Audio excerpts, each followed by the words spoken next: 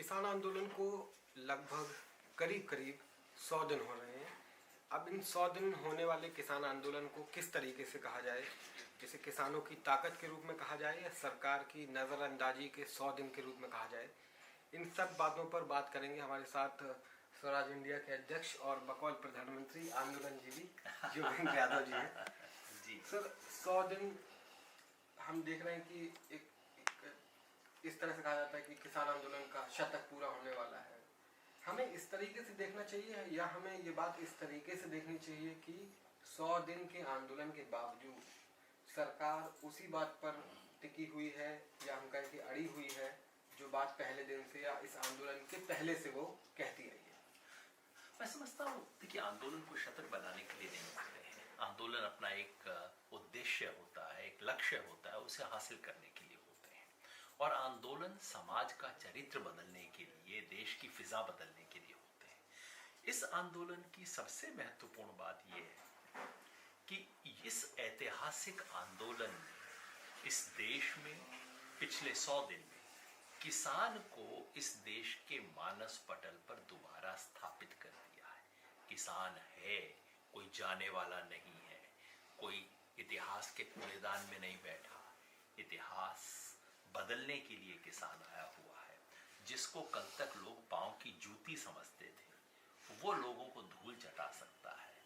ये बात इस ऐतिहासिक आंदोलन ने स्थापित की है। ऐतिहासिक इस मायने में है कि इतने लोग इसमें शामिल हुए। ऐतिहासिक इस मायने में है कि तमाम असुविधाओं के बावजूद, तमाम दिक्कतों के बावजूद, जो लोगों ने कहा था 2-4 दिन चलेगा, वो 3 महीने पूरा कर चुका है। ऐतिहासिक इस मायने में है कि पूरे देश में जिस तरह से इसका बैठ हुई है वो है। सरकार ने नजरअंदाज किया। ये सरकारों का आमतौर पे आंदोलनों के प्रति रवैया होता है। जिस देश का प्रधानमंत्री आंदोलन का माहौल बनाए, संसद में खड़ा होके, उस सरकार से क्या उम्मीद की जा सकती है? शायद ये तो बेचारे जानते नहीं है कि ये देश आंदोलन से पैदा हुआ है। देश किसी राजा महाराजा ने नहीं बनाया, किसी एक व्यक्ति ने खड़ा नहीं किया है, किसी सरसंघ चालक ने देश नहीं बनाया है। आंदोलन से देश बना है। और वहां खड़े होके आंदोलन का माहौल बनाना, उस प्रधानमंत्री को मैं समझता हूँ ये आंदोलन कोई सबक सिखा के ही जाएगा। अभी जो पूरा आंदोलन है, सर्दियों में ये शुरू हुआ, तो हम लोगों ने रिपोर्ट की कि किस तरह से सर्दी में, जहाँ जिसे हम कहते हैं हाड़ कमाने वाली सर्दी, उसके बीच किसान टिके रहे, कई किसानों की मौत हुई। अब एक अलग मौसम आ रहा है गर्मी का, और हाईवेज में जो गर्मी होती है, जो सड़क की अपनी एक गर्मी हो जाती है धूप की वजह से, क्या लग रहा है इसका आंदोलन की? जो आपने बताया कि ये हुआ, आंदोलन से ये बदलाव हुए, लेकिन नतीजा क्या निकलेगा? अभी कुछ अंदाजा आप लोगों को 100 दिन में हुआ सरकार के रुख को देखते हुए कि कोई नतीजा निकलेगा इस आंदोलन का जो आप लोग सोच रहे हैं, या नहीं निकलेगा? मैं समझता हूँ नतीजों को 2 लेवल पे देखना चाहिए, एक मूर्त, एक अमूर्त। 2-3 नतीजे निकल चुके हैं। जैसा मैंने कहा, किसान ये स्थापित कर चुका है कि वो है इस देश में। दूसरा, एक बहुत बड़ा नतीजा है, इस देश के हर नेता को समझ आ गया है कि किसान से पंगा नहीं लेना आगे से। मैं आपको विश्वास दिला सकता हूं, ये जो 3 कानून है ना, ये मर चुके हैं। इस मायने में कि ना इस सरकार की, ना आने वाली किसी सरकार की हिम्मत होगी कि इन्हें एक्चुअली लागू कर सके। अभी प्रधानमंत्री ने मूछ और मरोड़ का सवाल बना रखा है कि मतलब लिख के देने को तैयार नहीं है। लेकिन सच ये है कि सुप्रीम कोर्ट के बहाने इस वक्त रुके हुए हैं। हिम्मत नहीं होगी किसी अगले प्रधानमंत्री को आके भी वो तीन बिल दिखाने की कोशिश करेगा ना, प्रधानमंत्री चिमटा पकड़ के हाथ लगाएगा कि भैया उंगली जल जाएगी इन चीज़ों से। किसान से पंगा नहीं लेना, ये सिखा दिया है। और तीसरी बड़ी उपलब्धि इस आंदोलन की है, किसान को इसने एक कर दिया। पहले हिंदुस्तान का किसान हाथ ऊपर करता था तो 5 उंगलियां 5 दिशा में जाती थी। उसने मुट्ठी बंद करना सीख लिया है। पंजाब और हरियाणा का किसान एक साथ खड़ा है। 20 साल तक तोड़ने की कोशिश हुई थी। उत्तर प्रदेश में हिंदू और मुसलमान एक साथ खड़ा है। हिंदू सिख को तोड़ने की कोशिशें कायम नहीं हुई। राजस्थान में मैं गया, मीणा समाज और गुर्जर समाज में तमाम अंतर करने की कोशिश की जा रही थी, वो एक साथ खड़ा हो गया। और मुझे तो रिपोर्ट मिली है कि गांव के अंदर किसानों की फौजदारी कम हो गई है पिछले 3 महीने के अंदर। तो ये तो उपलब्धियां हैं जो हासिल कर ली। अब सवाल है 3 कानूनों का और एमएसपी का। क्या किसान इसको लेके जाएगा?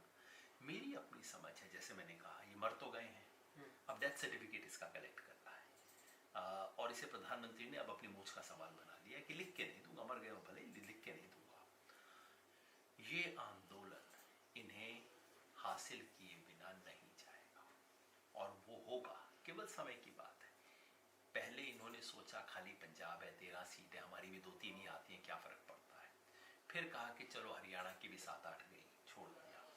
अब जब उत्तर प्रदेश में बढ़ रहा है, अब जब राजस्थान में महापंचायतें हो रही हैं, क्योंकि लोग बात कर रहे हैं बॉर्डर के ऊपर मोर्चों पे कितने लोग हैं। मैं कहता हूँ भैया बाहर भी देख लो जरा, सिर्फ दिल्ली में देखो। जब इन्हें वो नुकसान हो रहा है, जब इन्हें ये समझ आ रहा है कि इनके मंत्रियों को गांव में नहीं घुसने दिया जा रहा, और अब जबकि किसान आंदोलन अपना संदेश बंगाल में लेके जाएगा, असम में जाएगा, तमिलनाडु में, केरला में, तो मैं समझता हूँ इन्हें इसकी राजनीतिक कीमत समझ आएगी और देर सवेर सरकार को झुकना पड़ेगा। किसान इंतजार करने के लिए तैयार है, जैसे सर्दी झेलिए, गर्मी झेलना तो हमारे लिए ज़्यादा आसान है। आप कह रहे हैं कि बंगाल और असम उन राज्यों में लेके जाएंगे जिन राज्यों में इलेक्शन है, चुनाव है। राकेश टिकैत भी इस बात को लगातार कहते रहे कि हम बंगाल की तरफ ट्रैक्टरों का रुख करेंगे। जो आंदोलन शुरुआत में ये कहा जा रहा था कि ये राजनीतिक रूप से किसी भी तरह से प्रभावित नहीं है, किसी भी विपक्षी राजनीतिक दल का इसमें कोई लेना देना नहीं है, तो अब क्या किसान आंदोलन खुद एक विपक्ष राजनीति के रूप में, हालांकि वो चुनाव नहीं लड़े, वो अलग बात है, लड़े या ना लड़े, लेकिन सरकार जो है उसके खिलाफ किसान आंदोलन खड़ा होगा, मतलब कि पॉलिटिक्स में किसान आंदोलन इन्वॉल्व होगा, और अगर होता भी है तो क्या वो सही है या गलत है? एक मायने में किसान आंदोलन राजनीतिक नहीं था, नहीं है, नहीं रहेगा। दूसरे मायने में पहले दिन से राजनीतिक है और होना चाहिए। किस मायने में नहीं है? हम बंगाल में जाएंगे, हम नहीं कहेंगे कि आप किसको वोट दीजिए। बीजेपी के खिलाफ तृणमूल भी है, कांग्रेस भी है, वाम दल भी है, हमारा मतलब नहीं है किसको वोट दें। तमिलनाडु में न जाने कितने अलायंसेस बनेंगे, सब कुछ होगा, असम में कितनी पार्टियां। संयुक्त किसान मोर्चा की तरफ से ही ये अपील कतई नहीं है कि आप फला पार्टी को वोट दो, उसकी सरकार बनवाओ। हम हर सत्ता के खिलाफ रहे हैं, हर एक के खिलाफ बोला है। हमारी तरफ से कोई कैंडिडेट नहीं है, हम किसी के जाके खुद चुनाव नहीं लड़ रहे हैं। तो इस चुनावी राजनीति का रोजमर्रा का जो गणित है उससे हम बाहर हैं। इस मायने में हम गैर राजनीतिक हैं, लेकिन जो सत्ता में है उसके खिलाफ खड़े होके कहना इन्हें सजा दो, ये हमारा हक है, ये हमारी मजबूरी भी है। 100 दिन हो गए कि ना ये लोग संविधान की बात सुनते, ना कानून की बात सुनते, ना ये लोग नैतिकता जानते, ना अच्छा बुरा जानते। ये एक ही भाषा समझते हैं, वोट, सीट, कुर्सी, सरकार। जब तक इनकी कुर्सी ना हिलाओ ना, कोई फर्क नहीं पड़ता इनको। तो अब इनकी कुर्सी तो हिलानी पड़ेगी, ये तो धर्म है किसान का। और इससे भी आगे बढ़ के मैं कहता हूं किसान आंदोलन का लक्ष्य होना चाहिए कि इस देश में आने वाला चुनाव, लोकसभा का चुनाव, किसान के मुद्दे पे लड़ा जाए। हमारे मुद्दों पे चुनाव लड़े, बाद में मोदी जीत जाए, अच्छी बात है, चलो हमारे मुद्दों पे तो चुनाव लड़ा जाए। ये देश में हिंदू मुसलमान के सवाल पे चुनाव नहीं लड़ा जाएगा, भारत पाकिस्तान पे नहीं, किसी पुलवामा पे नहीं, किसी चीन पे नहीं। इस देश में चुनाव जवान और किसान के सवाल पे लड़ा जाए, उसके बाद जो जीतता है हमें कोई फर्क नहीं पड़ता। ये है गहरी राजनीति। तो इस गहरे मायने में राजनीति करनी चाहिए। अगर किसी बड़े विशाल जन आंदोलन का इस गहरे मायने में राजनीति से कोई ताल्लुक नहीं होता, इसका मतलब है उस देश में कुछ गड़बड़ है। और ये जो मुहावरा बन गया ना, भाई राजनीति नहीं, भाई राजनीति नहीं, सबसे गहरी राजनीति तो यही है, सबसे खतरनाक राजनीति तो यही है। क्योंकि ये कहने वाले भाई राजनीति नहीं करनी चाहिए किसान आंदोलन, कोई खुद नेता होते हैं, और ये ऐसे टीवी के एंकर होते हैं जिनका बस पार्टी का बिल्ला नहीं लगाते, बाकी कोई कसर नहीं होती। तो सबसे गहरी और सबसे खतरनाक राजनीति तो ये है कि राजनीति नहीं करो, राजनीति नहीं करो। अरे आप कुर्सी में बैठ के किसानों के ऊपर दमन करो और हम ये ना कह सके कि इनकी कुर्सी हिलाओ, क्यों नहीं कहेंगे, कहना चाहिए। और मुझे बहुत खुशी है कि किसान आंदोलन ने कदम उठा रहा है। जो मोर्चे हैं तमाम दिल्ली बॉर्डर पर, उनमें ये तमाम रिपोर्ट्स आई कि जो तादाद है वो पहले के मुकाबले अब कम हो गई है। हालांकि कई किसान नेताओं ने इस बात को अलग अलग तरीके से समझाने की भी कोशिश की कि गेहूं की फसल है, खेती की है, उनकी अपनी कामकाज है। और उसी बीच में हमने देखा कि आप लोग महापंचायतें कर रहे हैं। क्या रणनीति में बदलाव है? क्या हमें ये समझ लेना चाहिए कि कुछ दिनों में शायद अब मोर्चों को और कमजोर होंगे और तादाद कम होगी और ये इसी तरह से महापंचायतें होंगी? देखिए, किसी भी बड़े आंदोलन के अलग अलग चरण होते हैं और उसमें फोकस शिफ्ट होता है। पहला चरण था जब ये आंदोलन सिर्फ और सिर्फ पंजाब में था, दिल्ली का मीडिया देख ही नहीं रहा था इसको, लेकिन कितना विशाल और महान आंदोलन भी उस वक्त था। दूसरा चरण हुआ जब दिल्ली में आके मोर्चे लगाए। कुछ लोगों के लिए देश दिल्ली है, जब दिल्ली में कुछ होता है तब कहते हैं हाँ भाई कुछ है, दिल्ली से बाहर होता है पता नहीं जी कहाँ हो रहा है, किस देश में हो रहा है, अफ्रीका में हो रहा है, अमेरिका में हो रहा है, ऐसा दिखता है उनको। दूसरे दौर में हम दिल्ली आए, सबने हमें देखा। तीसरा दौर अपने आप शुरू हो गया, ये हमारे शुरू किए नहीं हुआ। 26 जनवरी के बाद जब इस आंदोलन की हत्या करने की कोशिश हुई, इसको जमीन में गाड़ने की कोशिश हुई, तो ये फैल गया। महापंचायतें अपने आप होनी शुरू हो गई, इसमें कोई शक नहीं है। टीकरी में संख्या ज्यादा कम नहीं हुई है, टीकरी में मोटे तौर पे वही संख्या है जो पहले थी। सिंघू बॉर्डर में कुछ कमी आई है, शाहजहांपुर में कमी आई है, गाजीपुर में कमी हो सकती है। लेकिन अगर गाजीपुर में यहाँ कमी हो रही है तो आप जरा देखिए, मुजफ्फरनगर से लेके मेरठ से बिजनौर तक और अब तो जाके बाराबांकी तक और पता नहीं कहाँ कहाँ तक महापंचायतें हो रही हैं। सिंघू बॉर्डर में अगर कम हो रहा है तो जरा ये भी देख लीजिए बरनाला की महापंचायत में कितने लोग आए, लाख से ज्यादा लोग वहां पे। टीकरी में अगर एक पैसा भी कम हुआ है तो ये भी देख लीजिए हरियाणा के अंदर 1-1 लाख से ऊपर की महापंचायतें हुई। शाहजहांपुर में अगर आपको कमी दिखाई देती है तो देखिए राय सिंह नगर से लेके गढ़साना से लेके सीकर, नागौर, झुंझुनू और पता नहीं कहाँ कहाँ, करौली, कितनी महापंचायतें हो रही हैं। इतना मैं विश्वास से कहता हूँ, 26 नवंबर से लेके 26 जनवरी तक जितने किसानों ने दिल्ली के किसी भी मोर्चे में हिस्सा लिया होगा, उससे कम 10 गुना लोग आज हिस्सा ले रहे हैं इन महापंचायतों के माध्यम से। तो आंदोलन बढ़ा कि घटा, कितनी दूर तक मैसेज जा रहा है। आज मध्य प्रदेश से न्योते आ रहे हैं, कल मैं कर्नाटका जा रहा हूँ। कर्नाटका में एमएसपी के खिलाफ पूरा राष्ट्रीय आंदोलन की शुरुआत कर्नाटक के गुलबर्गा से हो रही है। बंगाल जा रहे हैं, असम जाएंगे। तो मैं समझता हूँ आंदोलन का फोकस दिल्ली के बाहर हो गया है। और क्योंकि इस देश के कुछ मीडिया को दिल्ली के बाहर कुछ नजर ही नहीं आता, उनके लिए आंदोलन खत्म हो गया है। लेकिन इस देश का किसान तो दिल्ली के बाहर ही रहता है ना, उसके लिए आंदोलन फैल रहा है। अभी कुछ दिन पहले हमने सरदार वीएम सिंह से बात की थी एक इंटरव्यू के दौरान। तो एक सवाल मैंने उनसे पूछा था, वो मैं आपसे भी पूछना चाहता हूँ कि जो टीवी मीडिया है खासतौर से, जिसे मेनस्ट्रीम मीडिया भी कहते हैं, हालांकि उसमें मुख्य धारा की खबरें भले ही ना हो लेकिन उसे कहते हैं मेनस्ट्रीम मीडिया ही है। तो एक सवाल मैंने उनसे ये पूछा था कि खासतौर से उत्तर प्रदेश में जब राकेश टिकैत कुछ बोलते हैं तो उसके सामने वीएम सिंह का एक बयान लाया जाता है टीवी के अंदर, और उस बयान को चलाया जाता है राकेश टिकैत वर्सेस वीएम सिंह। क्या किसान नेताओं में एक ये डर है कि आज कौन बड़ा किसान नेता होना चाहिए? क्या इस तरह का कुछ है? हालांकि उन्होंने इस बात से बिल्कुल इनकार किया था कि ऐसा नहीं होना चाहिए। आपको क्या लगता है? क्योंकि यूपी में 22-23 कुछ किसान संगठन हैं जो मिलके गांव-गांव में एक अलग रणनीति के तहत अपना आंदोलन शुरू किया है उन्होंने वीएम सिंह के नेतृत्व में। उसे आप कैसे देखते हैं? जब भी ऐसा कोई बड़ा आंदोलन होता है उसमें एक रिले रेस की तरह है, आज मैंने बैटन पकड़ा, फिर उसके बाद मैंने आपको थमा दिया।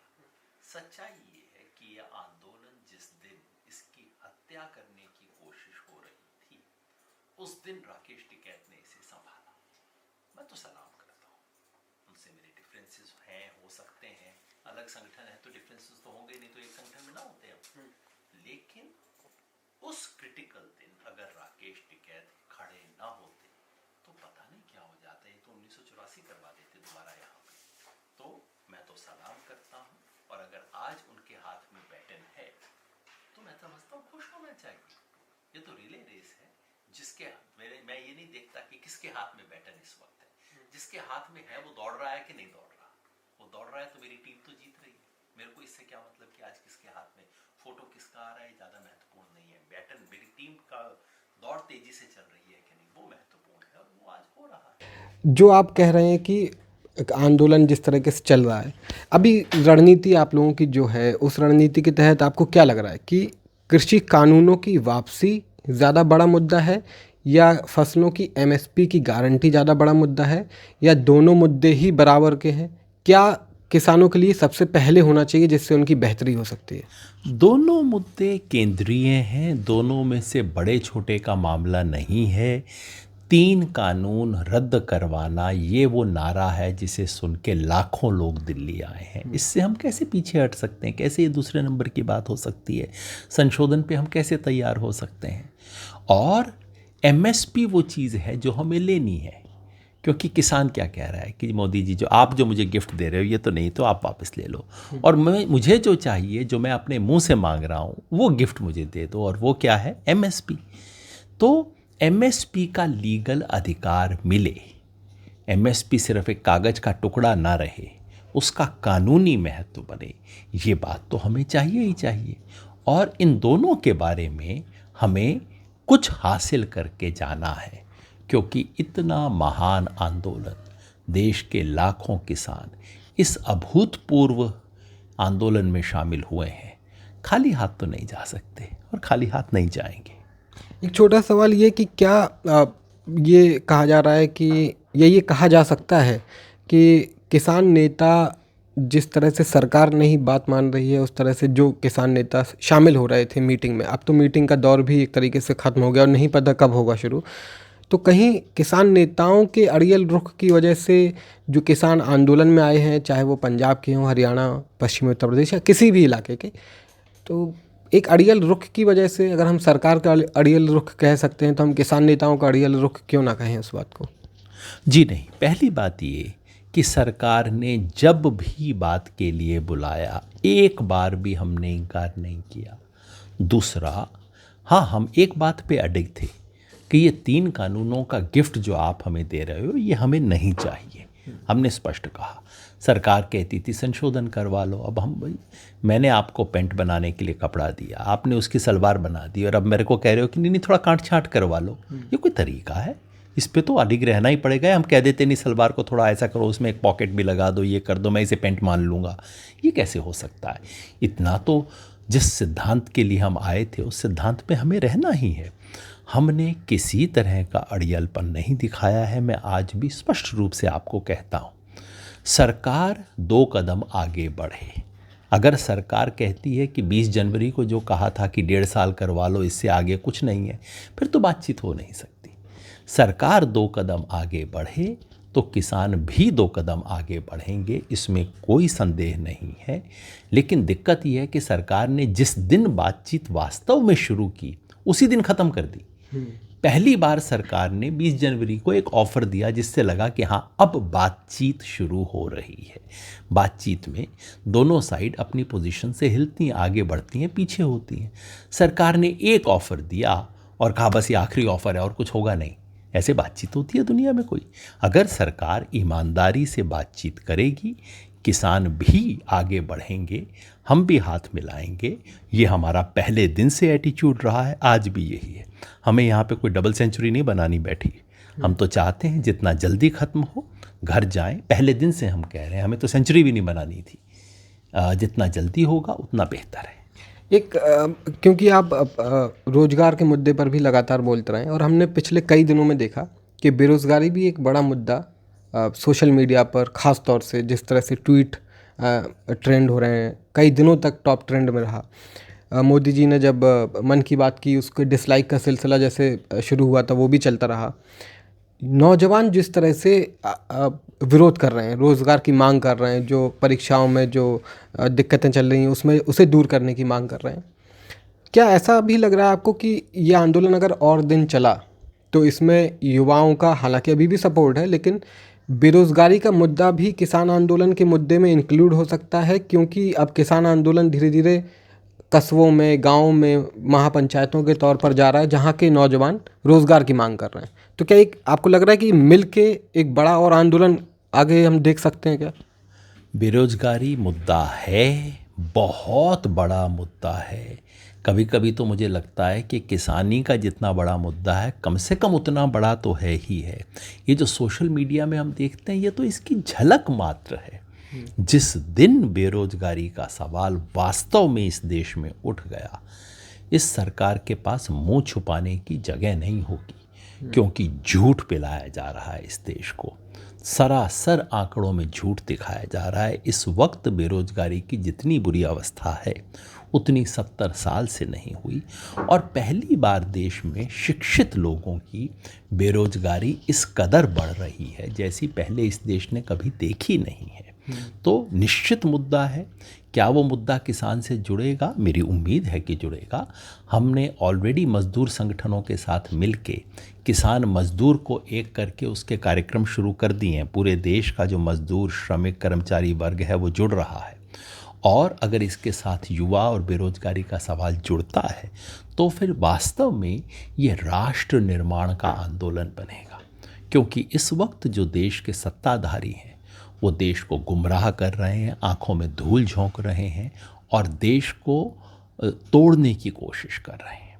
किसानों ने इस देश को जोड़ा है, और किसानों के साथ युवा जिस दिन मिलेंगे, तो मैं तो हमेशा कहता हूँ, हिंदू ना मुसलमान, नौजवान, बस जवान और किसान, जब वो होगा तब वास्तव में राष्ट्रीय एकता होगी। और मैं समझता हूँ इसके कुछ शुरुआती संकेत आज हैं। लेकिन अगर मोदी जी इसे और खींचना चाहते हैं, मैं तो बार बार कहता हूँ, मोदी जी जितना खींच लो, आपकी कॉस्ट बढ़ती जाएगी, सौदा महंगा होता जाएगा। अगर वो और महंगा सौदा करना चाहते हैं अपने लिए, हम क्या करें? हम तो उन्हें धन्यवाद ही कर सकते हैं। बहुत बहुत शुक्रिया सर हमसे बातचीत के लिए, इस पूरी बातचीत के लिए। और 100 दिन या 200 दिन या 300 दिन, ये आंकड़े कहने में, किसान आंदोलन की एक बात बताने में भले ही अच्छे लग सकते हैं, लेकिन इसमें एक छुपी हुई बात ये भी है कि 100 दिन से सरकार ने इस आंदोलन को ख़त्म करवाने के लिए उस तरीके से काम नहीं किया जिस तरीके से सरकार कर सकती थी, क्योंकि ये काम आखिरकार सरकार को ही करना है। तो ये सरकारी नज़रअंदाजी के भी 100 दिन है, सरकार की नीरसता के भी 100 दिन है, और इस चीज़ के भी 100 दिन है कि सरकार ये कह सकती है कि आप आंदोलन करते रहिए, हमें फ़र्क नहीं पड़ेगा। अब चुनावों में, आने वाले चुनावों में किस तरह से फ़र्क पड़ता है इस आंदोलन का, ये देखा जाएगा। बहुत बहुत शुक्रिया सर हमसे बातचीत करने के लिए। मेरा नाम है शशांक और आप देख रहे थे अनरिपोर्टेड इंडिया।